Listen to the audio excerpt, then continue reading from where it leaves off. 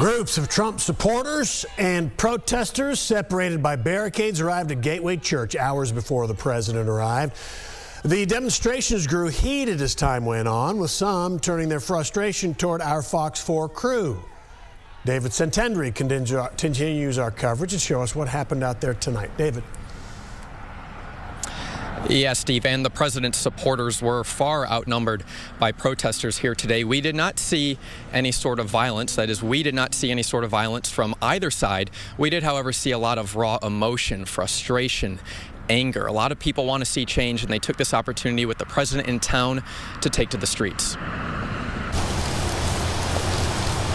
8 minutes and 46 seconds. That's the length of time it took for George Floyd to be killed. A knee to his neck while in police custody. It's also the length of time protesters blocked the residential intersection of Churchill Way and Archdale Drive in North Dallas Thursday evening. A few minutes earlier, President Donald Trump left Gateway Church for a meeting with faith and community leaders. He was met with dozens of supporters. I want to show him support and know that he has support out here. He was also met with hundreds of protesters. We should not be out here protesting for the lives of our own American citizens.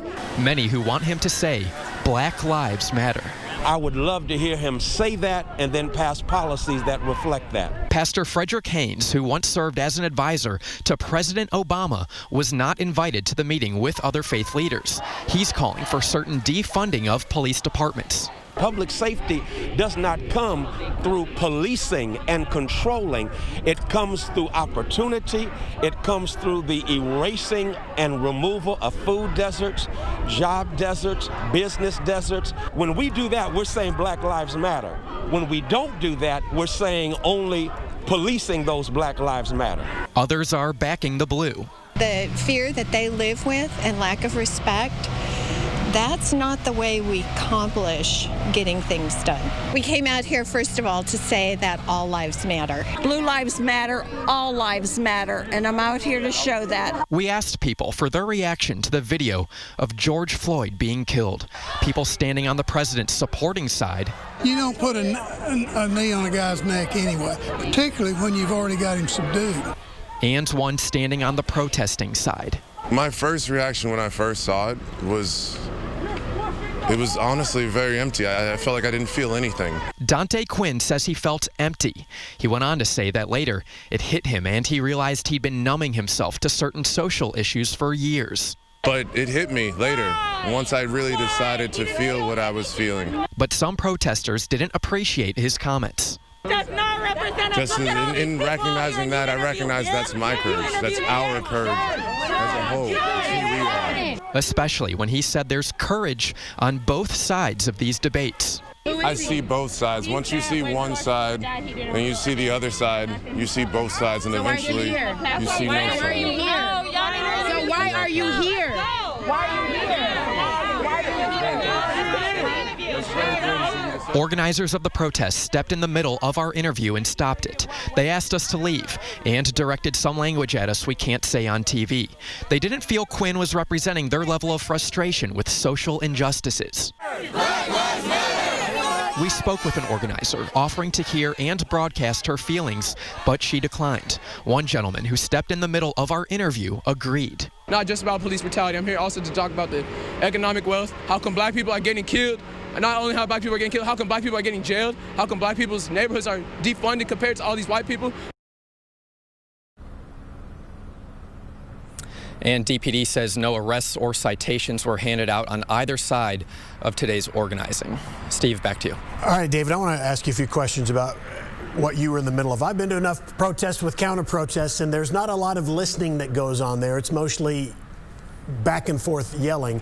Was that part of the problem maybe? Because I thought Dante Quinn was trying to add some depth, and that when he said I didn't feel anything, that's not where he wanted to stop. But I'm wondering if that's what they heard initially, and they just didn't like anything he had to say from there. Was that your feeling, or is there more to it? What are we missing? Well, I can't put myself in their shoes. I can only speak for myself, what I saw, what I heard, what I felt. When he was speaking, he was definitely saying that he felt nothing at first, but he was going to a larger point where he felt that he has become numb to these sort of issues. He even went on to talk to me about substance abuse, how he may have been masking some of these feelings with drugs and alcohol over the years. So I can't tell you exactly what people were hearing, how they were interpreting this, but that did seem to be one of the points that set some of the protesters off, and especially when he said there was courage on both sides of this debate. Some of the protesters were saying, well, if you're not all in with us, then why don't you head to the other side? Because, again, they did not feel it was appropriate, if he was not all in with them, to be on that side of the protest. All right, we're looking at video of you right now, David. It looks like you're face-to-face with the organizer, and I know since she wouldn't allow you, essentially, or the group, to keep interviewing Dante Quinn, that you asked her if she would talk to you, and I guess she said no? We did. She declined. We were not given a number of specific reasons, but we had conversations for a while. I thought we may have been getting there. We were making direct eye-to-eye contact. I was saying, listen, I'm not the bad guy. I'm just here to report the facts and share your side of the story. So, you know, in these situations, in these protests, it's very hot outside. There's a lot of noise. There's a lot of action going on. So emotions are heavy. So I don't know what was going through her mind, but of course we would be happy to talk with her at any point and hear her side of the story. I'm curious, I saw Pastor Freddie Haynes, really popular in the Dallas area for a long time. Was he there when that confrontation happened? I did not see him at that point. We spoke to him, I want to say, about 5-10 minutes before all of that happened. Of course, he is a very popular figure around DFW. We've seen him out at a number of these organizing events, protests, but he was not there in that moment, from what I saw. All right, one last question. Dante Quinn, we saw the group kind of converge on him and ask him a lot of questions. Did you talk to him after? Did he feel okay about how it went? Do you have any idea about that?